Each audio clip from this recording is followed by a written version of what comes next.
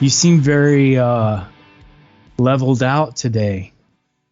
That's the mixture of Benadryl, Tylenol, and working through being sick. So, I was on track with the first one, and then the second one just didn't do anything for me. I'm better than I was last week. I do okay until I talk for too long, which should make this fun. Or later in the day, it just hits again. So that's why no episode last week. Sorry, guys. Yeah, no worries. This one might not get edited this week, but I showed up. I'm a good girl, Uncle Brent. I'm a good girl. I don't know if this is that kind of episode. Let's see where the Benadryl takes me. That's pretty much all you can take, right? I did take some Mucinex on the day I called in, which made me my body feel better and like cleared the junk out of my face and lungs, but it made me, I just had panic attacks all day. I guess I can't take that. I guess I can't take that. I think there's something in the expectorants that make me anxious. Maybe it makes you expectant. I gave it to my daughter. I did good. Yeah, all right. Yeah, right. I tried so hard. Passing it on. Bad genetics, head colds, chest colds. I don't know what this is. It ain't a cold. It's not. Could be COVID. Are you sure? Yeah, I took several tests, all negative. All right. That's good. And now we're back in that happy place. Yay. I was going to try to tell you a Mabel story, but there have been too many for me to I know, I missed a week. Damn it. She's been on a roll this week. I can't even remember them all because it's been multiples, one after another. Now they just all blend together. So give me the top. Give me the most recent. I can't even remember. I cannot. I really needed a Mabel story. She destroyed my brain. Put Mabel on. Mabel. She's funny. You'll have to talk to her for a while to get it out of her. So I got a new guitar, and I'm still waiting for it to get in, but I got a new guitar coming in, so I'm looking forward because the last one, the neck cracked, and it's pretty much like only $100 more to get another. over $200 to repair that one. What'd you get? The same exact one. Which is? It's a TOC, and it's a GN20CENS. But it has a big sound. That guitar, I always thought TOCs sucked. But then I heard this one, I was like, holy crap. I was like, what kind of guitar is this? And I looked at the headstock, and it said Takamine. So I was like, I am wrong. But yeah, that's just sounds so good. Hey, tell everybody about Trashy Annie. So big news on the Trashy Annie front. She has been marked for Grammy consideration for her album Sticks and Stones. So it's a very big deal. I'm excited for her. I am terrified for her. No, I'm excited for her, man. I hope that it goes past consideration and that she gets to go to the Grammys, even if she just win, just to like experience that recognition reward for all her hard work. Because she's been busting her ass and she deserves it. And she's a hell of a songwriter. If you haven't listened to any of our episodes with Trashy Annie, I think we got fucking 3 of them. Do it. You won't be disappointed. The chick rocks. She's awesome. We love her. She's a good performer too. So not that the Grammy people are ever fucking listening to Sound Pollution, but if you're listening, think very, very hard. We're their dirty little secret. This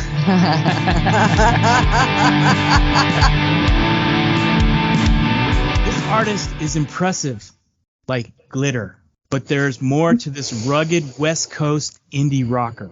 He writes, plays, and quilts. In 2023, he released Slightly Off Kilter using only his trusty 4-track recorder. Later this year, he'll be featured in the Patty Yo Unplugged Backyard Festival in November. Please welcome Adam Spry. Woo! Howdy. Yeah. Is this is this where I going with the surgical knife? Yeah, do it. The record is definitely not all 4-track. I figured it wasn't. I was just making a joke. Okay. Just making sure. But my question was. Yeah. This is my first question. Are you ready? Are you sure? I'm ready. Okay. So was the 4-track used a Tascam? Yes. That actually made the record. The last song on the record, Circles, is all of my parts are done on 4-track, and then we did like the tiniest bit of overdubs in the box in the computer. But 8 out of those 10 songs were all like 4-track demos first, and then I thought that they were all just demos for sure, just like playing around with the 4-track to like hear the songs, multi-tracked and everything. But then went and redid them in the studio, in my home studio and at my buddy's studio. But the last song on the record, Circles, is all based off of the 4-track recording. That's kind of started everything. So that's cool. So did you have someone on a mic hissing in the background for the other songs?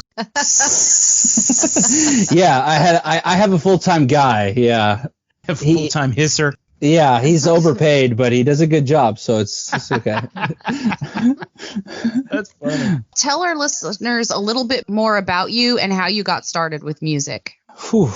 I come from a musical family in some ways, not like, I don't know. I've always been in love with music just in general. As a kid, I have very fond memories of singing along. My family is all very religious, so I'm a church kid when I like growing up. So that was always singing all the time. And they gave me a little bit of a stage when I was like, a little kid to like do stuff. And my dad was always singing country music, and my mom was like an 80s rock gal, 80s, 70s, put me on all that stuff. So my music kind of turned into like a blend of my dad's country singer-songwriter guys and like my mom's rock and roll a little bit. And then I found my own way. But I remember vivid memories of being in 4th, 5th grade, listening to Elvis #1 hits, Beatles #1 hits in the 6 CD changer minivan growing up, singing along. But I didn't really start thinking of myself as a musician until I was in 7th, 8th grade, started learning how to play guitar. And then about 3-4 months into learning how to like play guitar,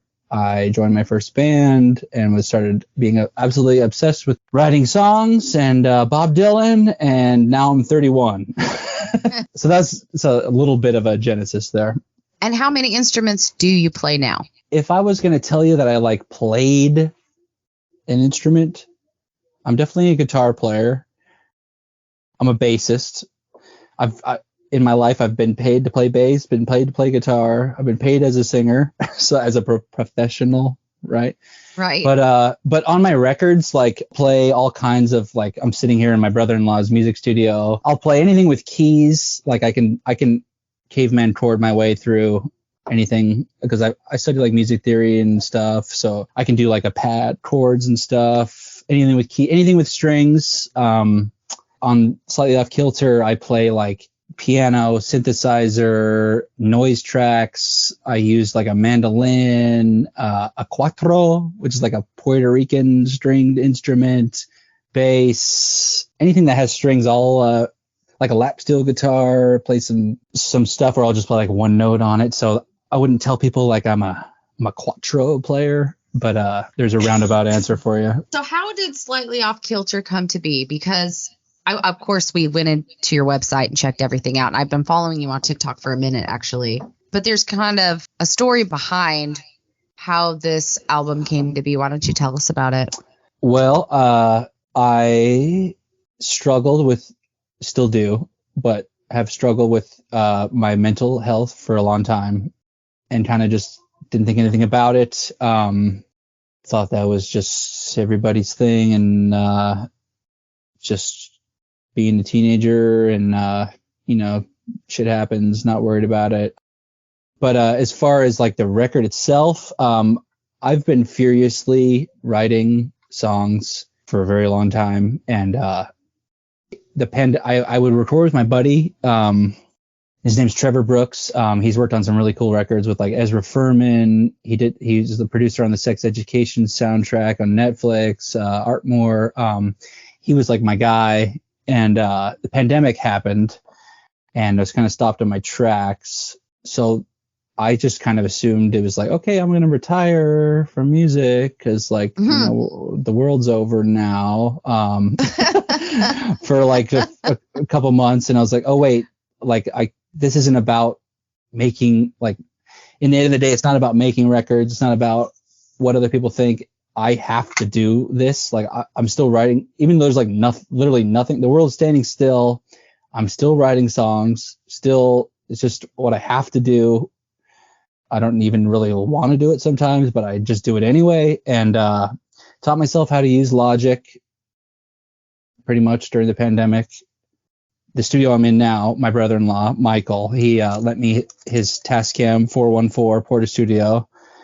And I was furiously writing and recording demos on that sucker. Wore the heads out, wore the tape out. Track 4 doesn't work anymore. Just loved it. I love it.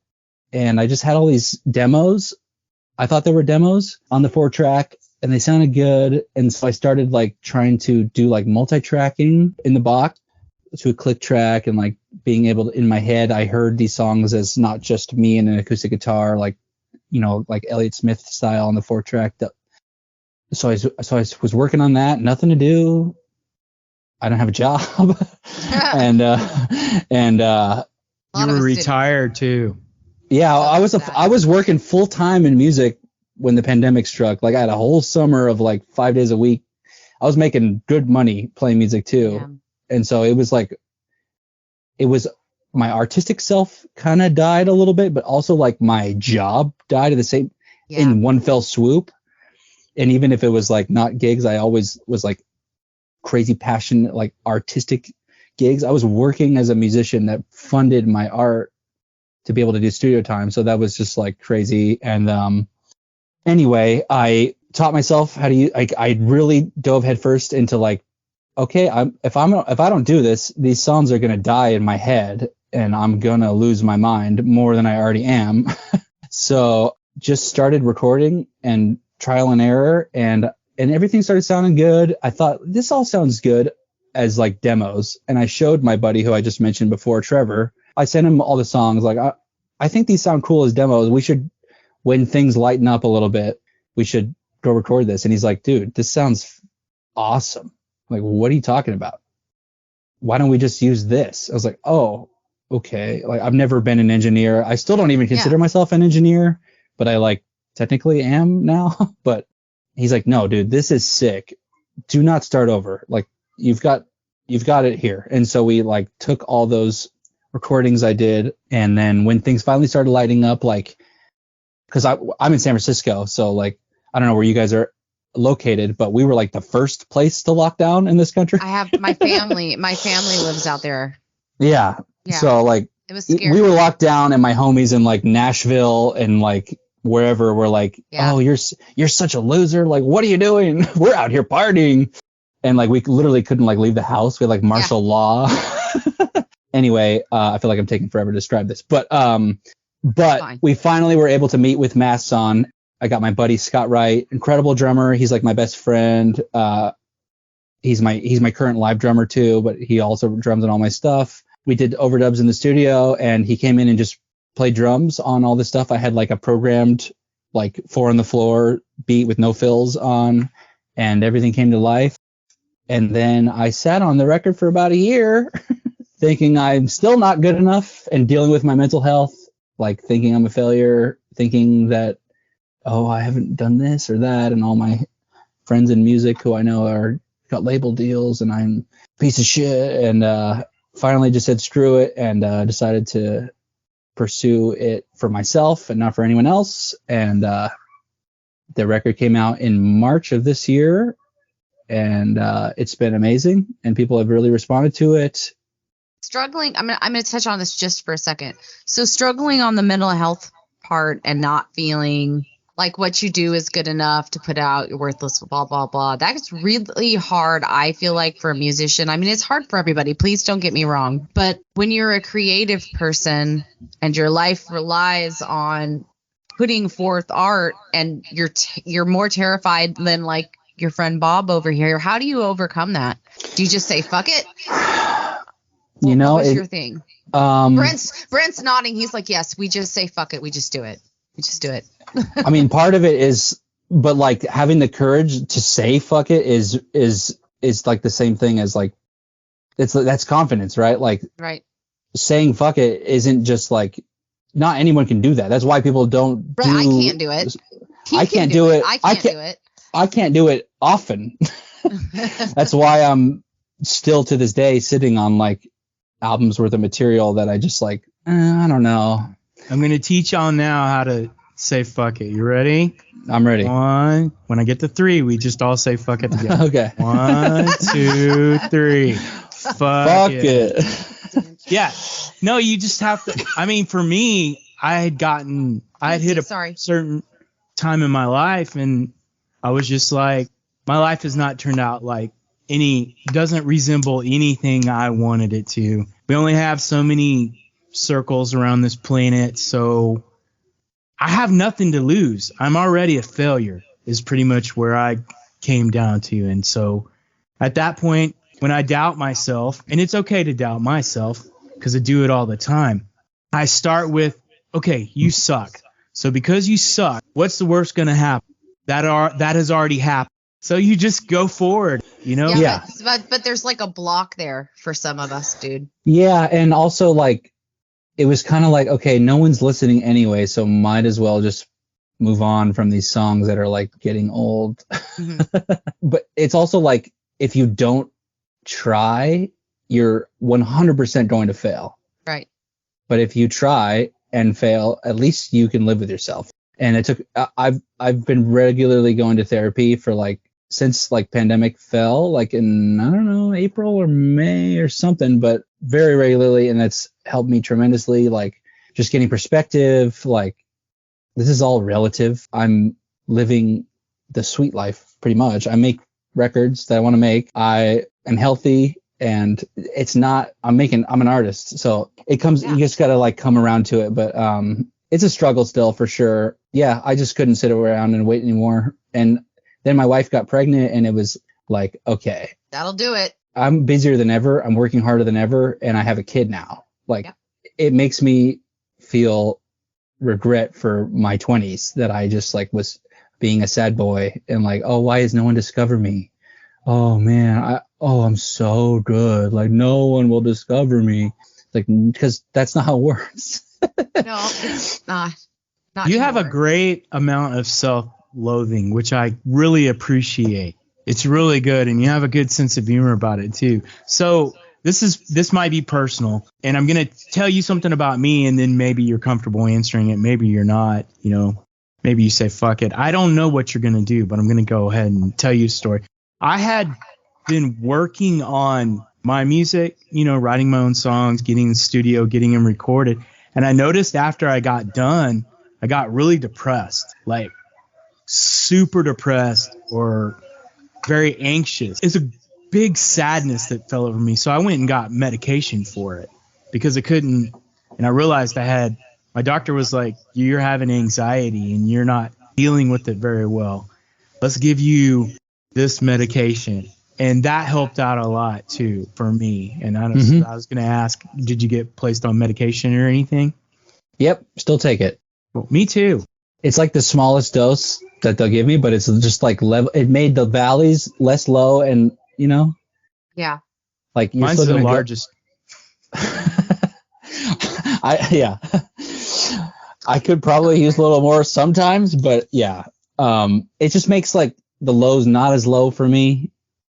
And I haven't noticed like it affect my highs, and I haven't noticed affect like my creative output. Like I was, oh God, like I'm not going to go on my medication like Kanye, and I can't make records. And well, no, Kanye can make records. We just don't want to fucking hear him. Yeah. Yeah. That's the whole thing. I shouldn't even said anything, but I'm good. I don't give a shit anymore. Yeah. But yeah. So yeah, medication. Yes. I think it was what I needed. Just like when everything's in place and you're still like a little off, you know. Yeah. So, and it's still like a stigma with like my family and stuff sometimes. Like, Oh, why? Like, did I do a bad job? Or No, like, well, maybe, but maybe. But probably. It's a chemical imbalance. Like it's Yeah. when I hear people talk shit about medication, I'm like, great, it's not something you do. Then you don't have to take it. But it's something that my friend needs, so he has to take it. If my friend had a broken leg, would you tell him not to wear a cast? Yeah. No, you fucking wouldn't. It's stupid. Yeah. Leave people alone. Let them take their meds. And the take your brain meds and drink your water. And the brain, I don't know if people like forget this, but like it's in our body. It's part of it's like the main physical health. It's like disassociated. And I felt that way for a long time. Like, oh yeah, why would I need that bullshit? Like, oh, that's just for like wussies who like, like just keep drinking, you'll be fine. Yeah. That won't make your depression worse at all. Like, oh yeah, like I'm just like drunk and sad instead of just sad. Now I'm drunk and crying. Now I'm that guy. Yeah. So it took me a long time to finally be like, all right, I need help. Good for you. Yeah. Not a lot of people are willing to admit, especially to the world, that hey, I needed help and I went and got it. Yeah. And just having like a child and just like magnified everything. Like if I can't take care of myself, I definitely can't take care of another human being. Right. But it's still there. It's not like, oh, I went to therapy and now I'm like such a better person than you. Like, sure. No, it doesn't work. People, because people talk about it like that. Like, oh, I've been talking to Dr. Lopez and now I'm like, like, oh yeah, my life's figured out. Like, it's just like, it's a struggle. So I don't know if it ever goes away. I mean, I think your ability to manage it gets better, but I think it might be something that's always there, and that's okay. Yeah, learning how to handle stuff. Yeah, because you're probably not going to change who you are, especially the older we get. Shut up, man! You calling me old? No, us, all of us, everybody. Because sometimes for me, do you think when you're sad, do you have a harder time writing the lyrics, or does it give you ammo to write with? No, I don't. For me, like someone asked me this a couple of days ago, and like, when do you write, or what do you write about, or why do you write, or that was my next question. Yeah, and I was like, oh, I'm going on a podcast in a couple of days. I should think about this. And anytime I've ever like sat down, be like, I'm gonna write a song. Usually it sucks. Right. It never turns out good. There's people like Jeff Tweedy or like folks who like have their schedule and they write every day and they like do a thing, and I just like don't give a shit. Like I won't write for a month, and then I'll write 6 songs in 2 days, and then I'll write a song a week, and then I won't write anything. And I don't like oh, I'm in a lull. I gotta grab my guitar. Like it's just I keep the instruments around like ready to go, and I pick them up because I think that inspiration's not gonna strike if you're not like trying to write stuff. But usually I just pick up a guitar and I'll just pick it up off the wall and just start doing a little thing, and that's all I ever really want to do is play songs. I don't want to jam with people very much. I just want to make new songs all the time. Even if I just like am in the studio and we're recording a song, I'll be like, oh, but this chord change is pretty sick. We could like, this could be another song. Like, dude, the mics are set up. Like, I just want to make new ones and then forget about them a little bit. Just maybe it's like my diary, but I forgot what your question was. No, I think you answered all the questions I was going to ask without me asking, which is awesome. Thanks for making my job easy. I appreciate it. I'm not super deliberate about writing. I just, it's not like, oh, I'm mad, I need to get my guitar and just play a solo for an hour. It's just like happens, and I don't try to stress it. But when it's happening, you kind of know it's happening, and to like give yourself time for that idea to like happen and record it, however, write it down. Or I usually just put everything in my voice memos. I've got, I don't know, 10,000 voice memos on hard drives everywhere of shit that I'll never see the light of day, but every once in a while they're okay. Yeah. This last time I wrote a song and I was like just doing the initial recording. And so normally I do a little blurb at the beginning and then I'll go into it or whatever. So I go, new song idea. Here it is right here. And I go, Bill, I'm going to play it at this tempo. He's my drummer, but I don't know if it's going to stay at that tempo. So I played it, and then at practice I played it for him, and he's like, you mentioned me. I was like, yeah, because I knew you were going to go, is this the tempo you want to do it at? I think it's better here.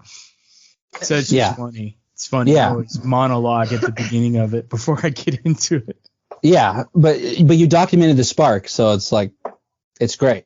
They still, to me, all those songs that only I know, or like my wife or like my friends have heard that I'll never let anyone hear, like they're still just as special to me as like, well, maybe not every single one, but a lot of them are just as special to me, and I'll play them like in my solo set, like, or I'm playing by myself.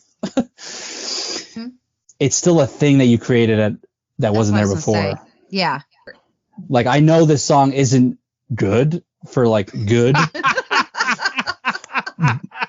but like my daughter will dance when I play it. And that's all that matters. And it lives and it breathes because I keep it alive. And it's just like, I like it. And at the end of the day, like as an artist, you have to make songs that you like. I'm just speaking right to the camera. This one. You cannot make songs that you don't like. It's just like, doesn't work yeah, you can, but like that's not the one you want to put your money behind and go in the studio with. That's true. So I don't. That's what I mean. You make songs you don't like all the time and they go away. That's how you get better as a songwriter. But the songs that are really gonna like you're gonna fucking feel it, and that you want to put your life behind, your life as in like your time, which is the most important resource, and your money. If you don't fucking believe in it, it's going to suck. And maybe it won't be if you're like super talented, but like your life isn't going to be enriched like you want it to be. So you just got to write shit that you just love, which is what it took me a really long time to do. Like, oh, people are liking this kind of rhythm or whatever the fuck. And then trying to make people happy and like, oh, I don't even like this. This song's dumb. I feel like I don't like it. So for the past like while, I feel like I've really found a place I'm comfortable with. It's just a song that I want to hear like when I'm driving in the car on the radio that I like. Brent, do you want to ask about the first song? Which one do you want to start with? Can we start with Cruel Dream? What do you want to know about it? Go to town. This song has a mysterious old school feel to it. For me, nice full chorus. The guitar riff under the chorus is really cool. Cool use of open string on the solo. I think you're using a little bit of open string. So here's my question. What did you use to get the guitar tone? And it was multiple guitars, but there was one in there in specific that had almost a flange type sound to it. You mean the chorus riff? The yeah. It's all DI in my shitty Sapphire Pro 40 interface. Damn it, that's not what I wanted to hear. But it's a nice guitar. It was my Nash T63 Telecaster, Bill Nash, nice. PNW guitar builder. I did them all DI because that's what I had. Because I did it in my little, like, it was not a studio. I call it my home studio. It's a Sapphire. It's like $100 interface straight into that DI input one, the high Z one, I think. Hopefully I was using that right. And I double tracked it. And then I think it had some chorus on it. I didn't engineer the record. I like tracked. I recorded a lot of the tracks, but my buddy Trevor Brooks mixed it and that. So I can't tell you like specific like the plugin or anything, but it's DI guitar. Now, and the solo was what? The solo that was done in the studio. We had the song pretty tracked from like my home recordings, and then my buddy coming and doing drums. And I knew I recorded it with like, okay, that's where the solo goes. And we did so many takes of solos. My buddy and Trevor, I just keep bringing his name up because he was such an integral part of this whole thing. Like he should be sitting next to me here, really, to be honest. But he did so many takes and they're like cool solos, but it's just like, it was almost, we both agreed it was like, oh, it's too good. Like it sounds too good. Like it's not right. Like the vibe isn't right. And so I was like, why don't I do the solo? I'll do the solo because we both agree like he's a better guitar player than me. I'm a good guitar player, but I'm like not like a great guitar player, but I'm good. I have my vibe thing. I'm like a vibe guy. And I did a couple takes and I felt like this is dumb. Like, why don't you just do it, Trevor? And he's like, okay, this is what I want. This is like kind of a highway driving, like not a care in the world song. We're going to do the next take and just play this solo because I know you don't care about it. Play it, even lean into the fact that you don't want to be here and you don't give a single fuck about this solo. I was like, okay. And I like changed my posture and slanked and I did that solo and I was, and it's like, that's the fucking vibe. And I think I did a couple takes after maybe, and it was like, no, that's the one right there. And we just, it was, and the last note of the solo was overdubbed in because I played the wrong note probably, but super proud of that riff. Love that riff. Ding, ding, ding, ding, ding, ding, ding, ding, ding.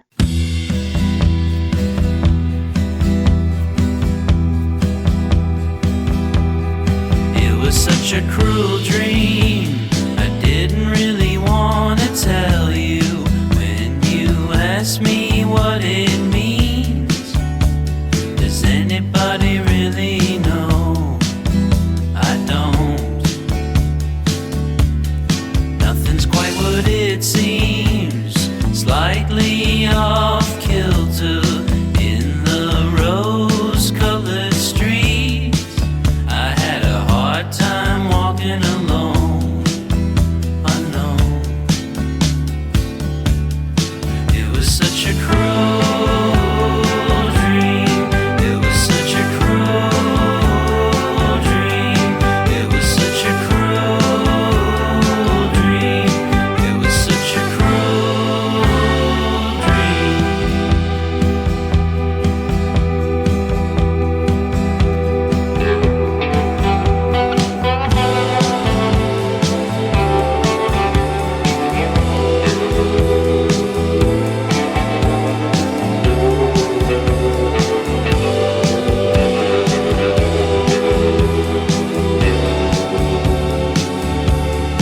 It's been such a long time, I already forgot the reason why we covered up this crime.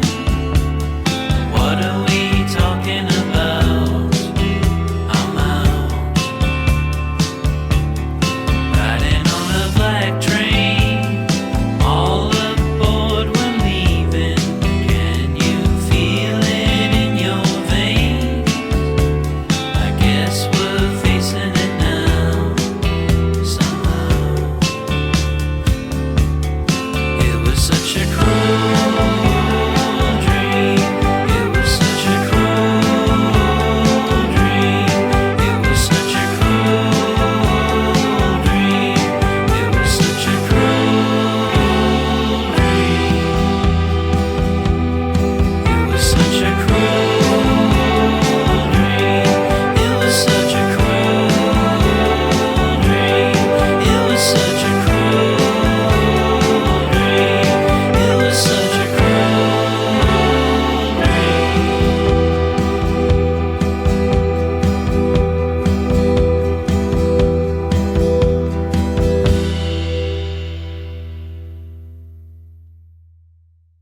Those are when I feel most strong about the songs. I'm not trying to write. Just grabbed a guitar, song passed through me almost as if I'm like an antenna and heard it like it's been there before, and then just put it down, and then that was it. And didn't think twice about the lyrics. Never like rewrote them or nothing.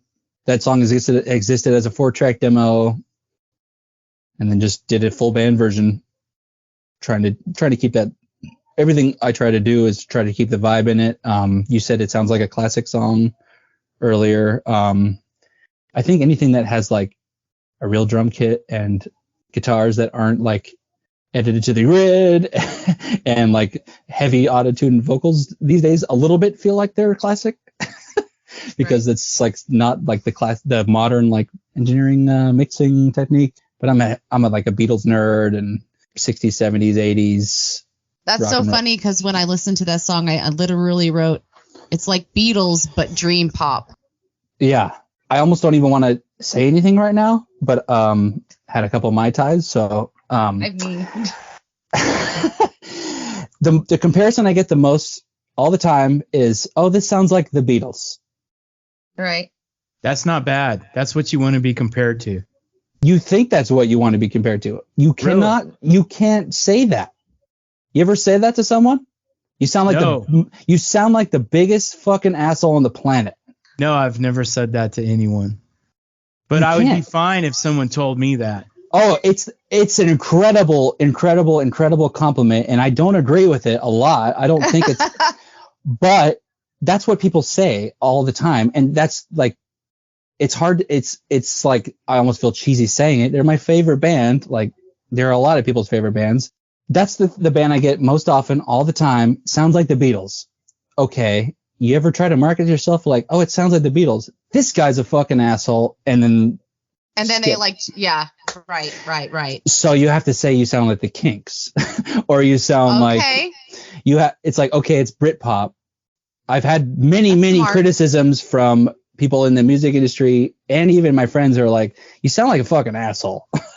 It's like, that's what people tell me. I'm trying to tell them what people, but it's just like, so I didn't even want to say it, but to me, I'm just trying to like do shit like that. And I think when people say it sounds like the Beatles, they more say like, oh, it's not afraid to like do weird like overdubs or like backwards guitar track or, but it doesn't really sound like the Beatles to me, but they're my like favorite band. So makes sense. I'm going to go from that song right into the next one. We're going to talk about Rotten Mausoleum. I have a question. Where the hell did you come up with that name? Because that is chef's kiss. I came up with that idea for like the verses. My wife and I went on our honeymoon in Italy. I was walking around. I wrote like a short story about it. Basically, the idea was like, I put myself in the mind of like, I'm like the Roman emperor, right? You're like 20 years old. Your dad just died or some shit. And you're forced into this role. And before he died, you were just like, you know, looking at art and reading poems with like your art friends.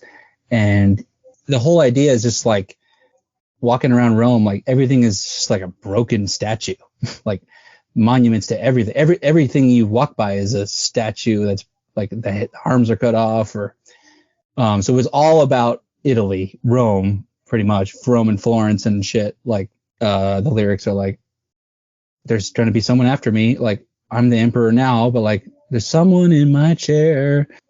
Doesn't really matter. I watch my records burn because it's all going to crumble and none of this fucking matters. Like there's just a bunch of tourists from another country looking at these pieces of rock that don't mean anything. So it was all from that, crumbling statues. And then I don't know where mausoleum came from. I don't even know if I knew that. I think I knew that word in passing, but it works.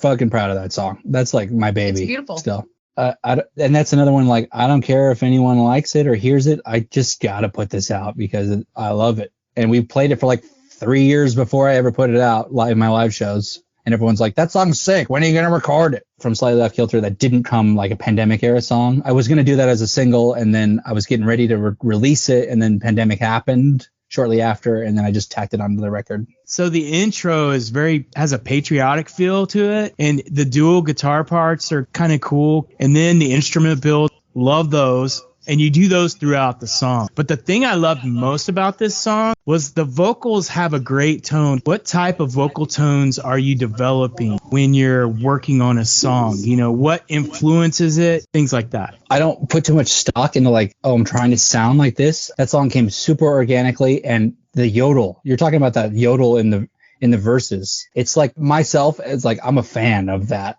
part. Without that yodel in it, I don't think the song would be as good. It's like the watch my records burn. It like does a yodel and I crack on it like half the time. That's my whole background is like I'm a huge classic country fan. All that like Hank, Merle, Tom T. Hall. Like I love classic country. None of that modern riding on my yacht and wearing skinny jeans and being like a creepy guy thing. But that stuff, I can't even really get away from it that often. Like I'm trying to make, as Raynelle said, like surfy indie rock and yodeling, just because that's who I am in my like bone creeps in. And it's just like, it feels so original to me. I'm super proud of the way that vocal came out. Yeah. And I think a lot of my favorite songs, just as a fan of other bands, is like songs that sound so great. And it's like, oh, this is so fucked up what he's like singing, or he or she or they are singing about, but like sounds so like inviting at the same time. Like there's so many songs like that. I can't think of anything, but my favorite song like that is that Outkast song where he's basically talking about Which like one? how I can't remember if it's What Hey about- Ya, where Oh, they're Hey Ya, talking yeah. about like, you know, relationships suck, da da da da da, and then it's like, y'all don't hear me, you just want to dance, and you're like, wait, but Yep. if you don't pay attention to the lyrics, you're like, oh, it's a bop. Yeah. So I try to really lean into that a lot. People really don't. A lot of people don't listen to the words a lot, which is fine. And it's just like what comes. I think I started writing as like a young teenager, as like a way to like cope with my, this like girl doesn't like me, or I'm sad boy or something, as like a way to get that out of myself. So it's just like so easy for me to write like 2 to 3 verses of really downer shit. Writing a happy song is like, that's when I'm like, this is gonna suck, I can't do this. And I've written some cool happy songs that I like, but like I just feel like I feel like an imposter. So I'll let me know when you need a couple of downer verses. I'll get them to you in like an hour.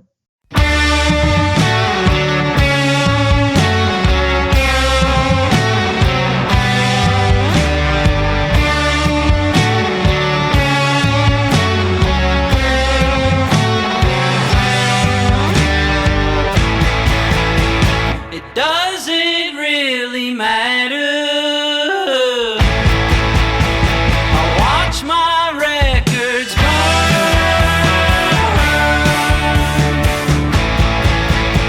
There's always someone after. Song of no concern. Scream until you sigh. Part of you will die. Every time you crush that spider, shaking where you stand, if I was in your hands, but baby, don't you crush that spider.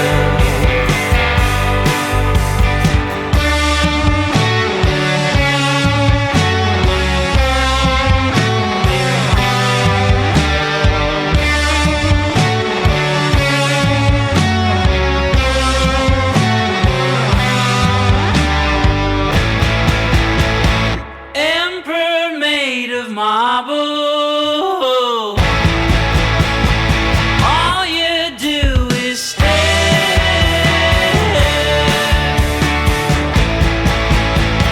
Rotting mausoleum. There's someone in my chair. Scream until you sigh. Part of you will die. Every time you crush that spider, shaking where you stand, the power's in your hand, but baby, don't you crush that spider.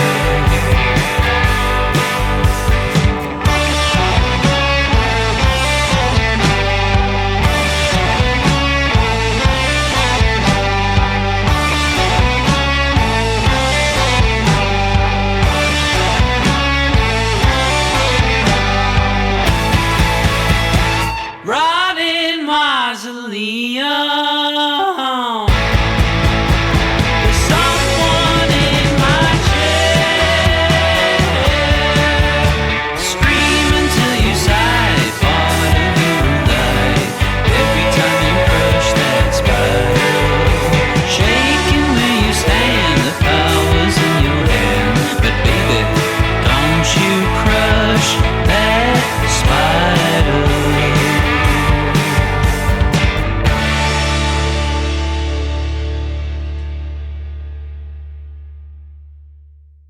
What does a live show look like? And do you have any upcoming gigs? Upcoming gigs, November 3rd in San Francisco at the Kilowatt Bar. It's in the Mission District of San Francisco. Anyone who's in the Bay Area. Mission.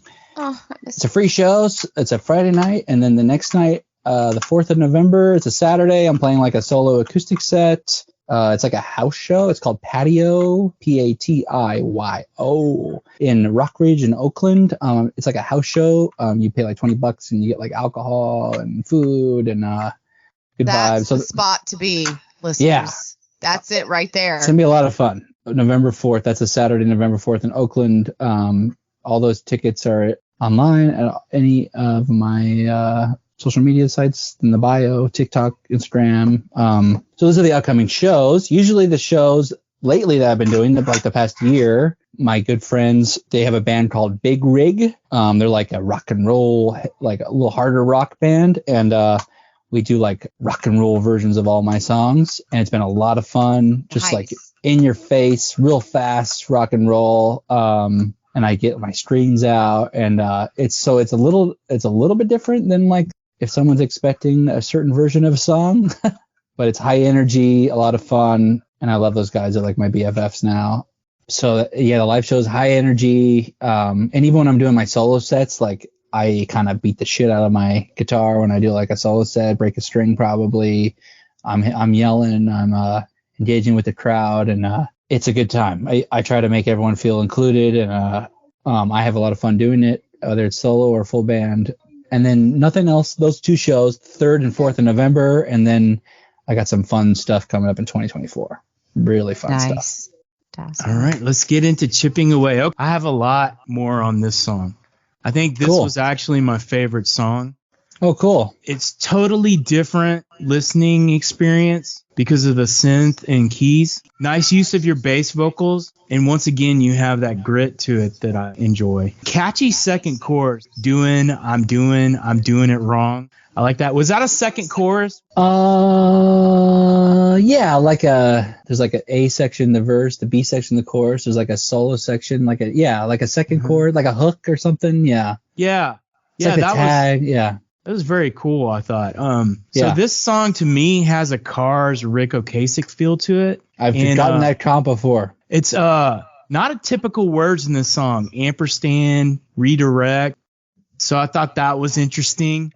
My favorite lyric in this is, and I'm praying for the life of an ampersand. What made you put ampersand in the song? That whole lyric, hold my hand. I hear your sister fighting, and I'm praying for the life of the ampersand.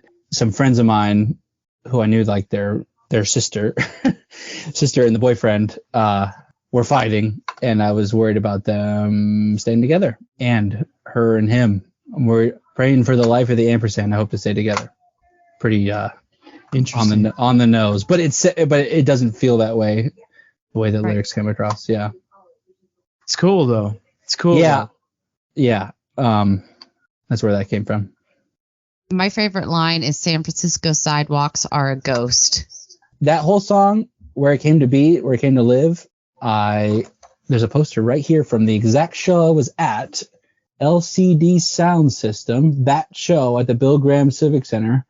My brother-in-law, Michael, and my sister-in-law, Lauren, own a coffee shop in San Francisco called Andytown Coffee Roasters, and they did coffee backstage for the band for all the shows that they did at Bill Graham for LCD Soundsystem.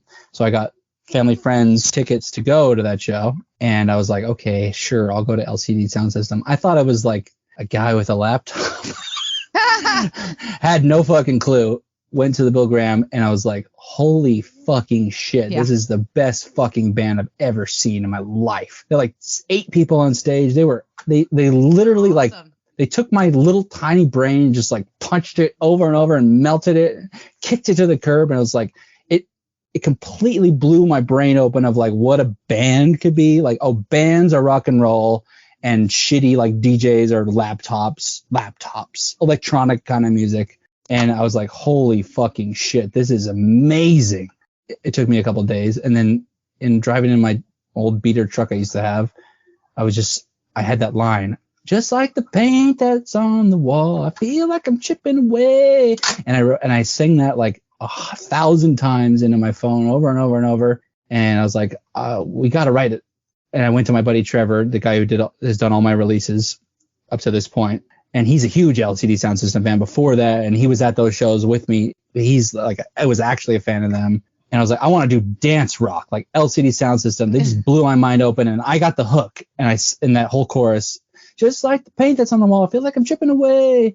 And that's all I had. And he's like, got it. And I like played a little chord progression on I think I maybe had one other line, but I don't even know. And he started going to town like with the modular synthesizers and drum machines and all this shit for like 2 hours. I was paying for the studio time, and I thought like, oh God, this is a waste of my money. Like, this is sounding crazy. Like, this doesn't sound like music yet. And then he's like, okay, I'm done with this part. And while he was doing all that, I wrote all the lyrics to the song in the studio. That song was done in one day in like 5 hours. And it came so fucking organically. I only played guitar on that. I played guitar and sang. That's it. Trevor's everything else. Drums, all those weird synths, and the guitar solo and noise tracks. And it was a bit of a blur, but yeah. Well, it's awesome. I fucking love that song. And we play it live in my sets now, like 2 guitars, bass, drums, and we like turn on all the pedals, delay, and fuck it up. But it's like a bit of a punk rock version. And oh no, but that would be good too. Yeah, I love it. I'm gonna put out a live video of that soon. For my gig we did in August. Yeah, I think just in general, like a song that's a good song, whatever genre you do it in, it's gonna be a good song.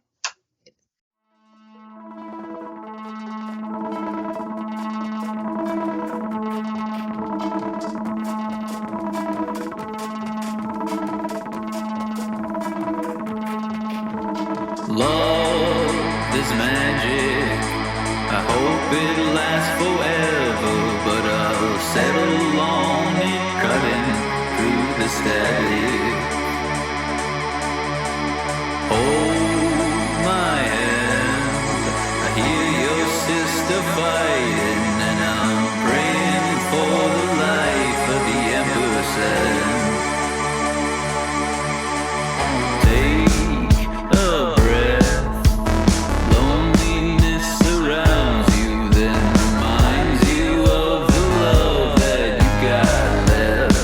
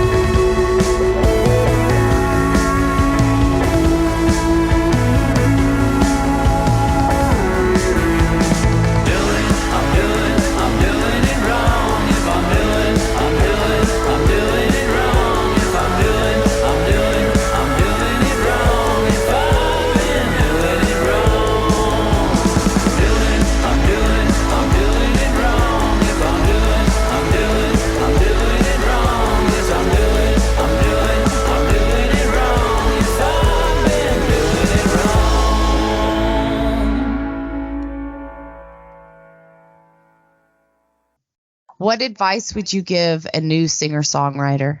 You ready? Yeah. You ready for the advice? Yes. New singer-songwriter, go to shows. Go support your local scene. Right, like tonight. Like, what time is it? It's 6:45 in my town. There's probably a show at 8 o'clock. Get your ass out of your fucking home, wherever you are, your house, your apartment. Go to a show and go support your scene. Because if you don't support your scene, it won't support you back. And if you want to play shows in that scene, you're going to be screwed. It took me really, really, really, really long time to figure out that it's all about the hang. Doesn't matter how good you are or how good you think you are, you have to put in the effort into the people around you, or they will not want to have anything to do with you because they don't even know who you are, because you're stuck in your house or you're stuck doing whatever. You have to support the people around you if you want anyone to give a shit about what you're doing. That's like the being an artist, that's good advice. Getting your project out there kind of advice.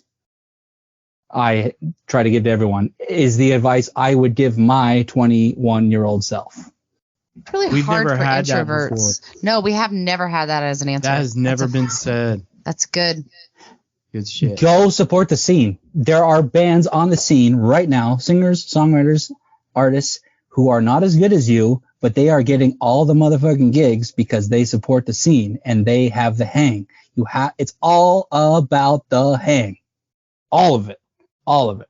That's why these bands are like, why are they blowing up? Because they curated their scene or community or the hang, and they met that one person that one time at 11:30 at night in the alley outside the gig that helped them get to that step. They got to the other step. That's super true. It's all about the hang. Pretty much in anything in life, but it's all about the hang. And it took me way too long to realize that, and I'm now trying to live that life with a kid, and I do it, and I'm fucking tired, but dude, I'm literally 10 years older than you, and like I know you're right, but then I'm like, but I like my bed. Yeah. Oh, 7 o'clock rolls around. It's time for pajamas and bedtime. It's night time. It's night. Yeah. That's my advice for it. I mean, besides soaking everything like a sponge and becoming a better musician and all that shit. Support your local scene. Never had that answer. That's a fantastic answer. It's the answer, I think. Support your scene. It'll support you back. All right. Thanks for joining us this evening or during the day or in the morning. Or in your car. You'll be getting this on the toilet. Did I say toilet or toilet? You said the toilet. Voila. Or something like it. Oh, you can hear the screams of the children. Anyway. Thank y'all for joining us. Hope y'all enjoyed Adam Spry. You can find him online. He's out there everywhere. So show him some love, give him support. The other thing is you're listening to us. So we're providing something for you. Maybe it's an infection. Maybe we make you laugh. No. I love you so much, you stupid ass. But we are officially a part of your life. So if you care for us at all, you would share with the rest of our family. Let's just grow this community and have a good time and share music with each other and learn about other musicians and help support them in their journey. But we appreciate all you do. Those links are below. Please like, follow, subscribe, and download. And remember to get out there and make some noise.